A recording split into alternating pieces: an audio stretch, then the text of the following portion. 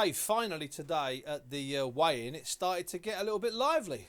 Yeah, it did. Dereck Chisora's trainer, for some reason, piped up and got really animated for whatever reason. You know, I was talking to Dereck. Me and Dereck were having a bit of banter back and forth, but he couldn't help himself. He had to get involved, and he's very, very passionate about this particular fight. You know, I hope he holds it down on the night.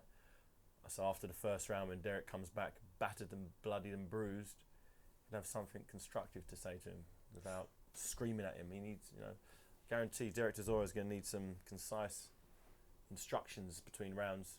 And ideally, you want someone with a cool head. You don't want someone irate and excited who can't get his point across, which he sounded today. When you're looking into Dereck Chisora's eyes there, and there was just that little bit of metal separating you, what did you see? Did you see anything special? I saw someone who was confident. I saw someone who genuinely believed he was going to do damage to me, and if he could do, he wanted to get his hands on me there and then. Did you sense that today? I sensed that today. He was there. He was there, and he wants it. He really, truly does want it. You know. But you like that, don't you? Yeah, of course. That suddenly you get excited by that rather than these boring confrontations. You know, I've had many times I've been looking at people and you can see they're just going through the motions. You know, for instance, I thought John Ruiz, he was just there. You know, he trains hard. You know, I know from in Vegas, I know people was in the gym and he was training real hard. He was in shape. He came. He didn't give it. He didn't show his hand. He was just there, just trying to shake my hand. How you doing? Good luck. That was it. You know, that doesn't get me fired up. But for someone like Dereck, Dereck and all his goons around him, really trying to hype up the situation. It's quite amusing. He kept saying, "Oh, why is it a 12-rounder? Why is it a 10-rounder?" Like, it's always been a 10-rounder, Dereck. No, it's not. You've changed it. So that's what it said in the contract, which I signed months ago. It's 10-rounder. It's a 10-round. He obviously didn't get that memo, so he's probably upset that he's had to do an extra 2 rounds of training. That's probably what's bothered him. You know, having to do a little bit more training. So that was that 10-round deal. That was because it was a non-title. It was always a non-title fight. Frank Warren came to me and said, "Okay, for X amount of money, Upton Park, do a 10-rounder. Deal done. Signed the contract. All good." That's always what it's been. It's only till recently that people started sort of became aware that it was a 10-rounder. You know, I thought it was just common knowledge. And do you feel that a 10 or a 12 round would be an advantage to either of you two? I mean, obviously you're not Dereck. The fight's not going nowhere near 10 rounds or 12 rounds. He thinks it is. He truly thinks it is. So that's maybe why he's getting a bit upset. He thinks, he needs them extra 2 rounds, those championship rounds. So. But you didn't see any different fire or intensity in Dereck's eyes today when he was looking at you? Yesterday. I saw morning yesterday. He seemed a little bit I think it was because he had his top off and I had my top off, and when you see that gets real. When you see the other guy, you see the shape they're in. It gets real, and you saw me. I'm not coming in out of shape. I'm coming in shape as usual, and he saw that up close. There's one thing watching it on TV. There's another thing seeing me there. Although I'm light, I'm still big. I'm a big guy, and he said there's no fat in me whatsoever. If you stripped all that body fat off of Dereck Chisora, we'd probably weigh about the same, but he's not. He's carrying loads of fat all around his legs and his face and his neck and his gut. And if he thinks that's some sort of advantage, yeah, cool. He's got an extra 40 pounds of fat on him. Good luck to you, son.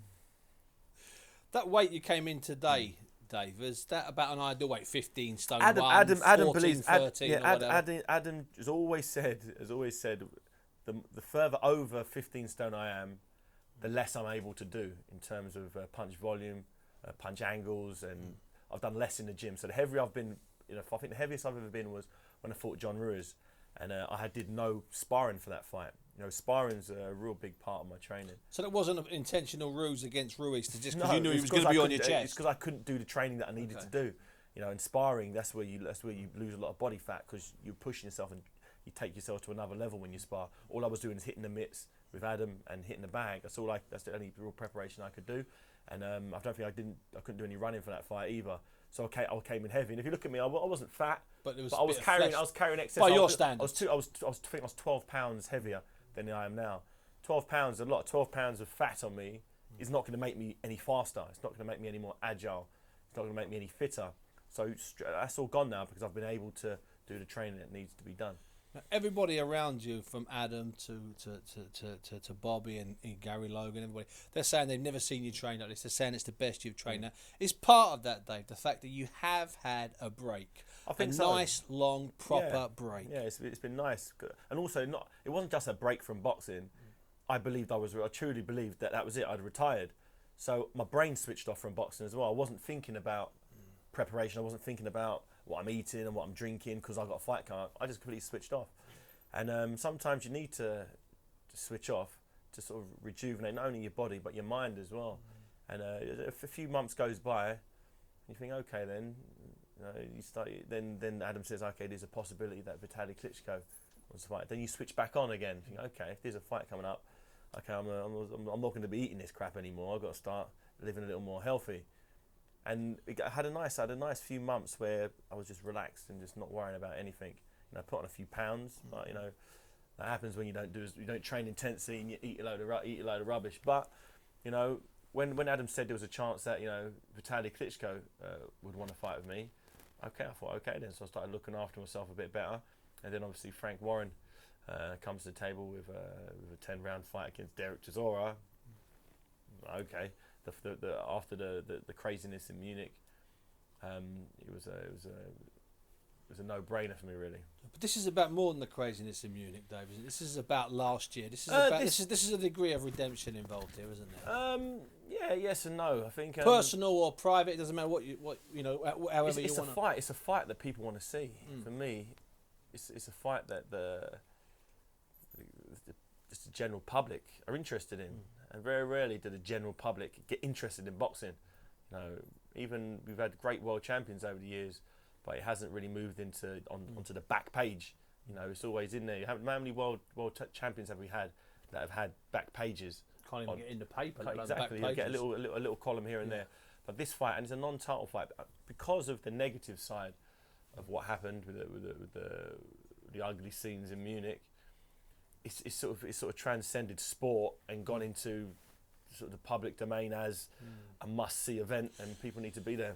They do get slightly upset with people sort of, maybe you read it or you hear them, but even ask you questions, suggesting that the whole thing in Munich was a setup, a get-up, that the whole thing was staged from scratch. Does that annoy you? Yeah, it doesn't annoy me. I think the people who say that are the people who not boxing fans, the people who are just trying to put boxing in a bad light to try to make out that it was all pre-rehearsed to make a big fight between me and Dereck.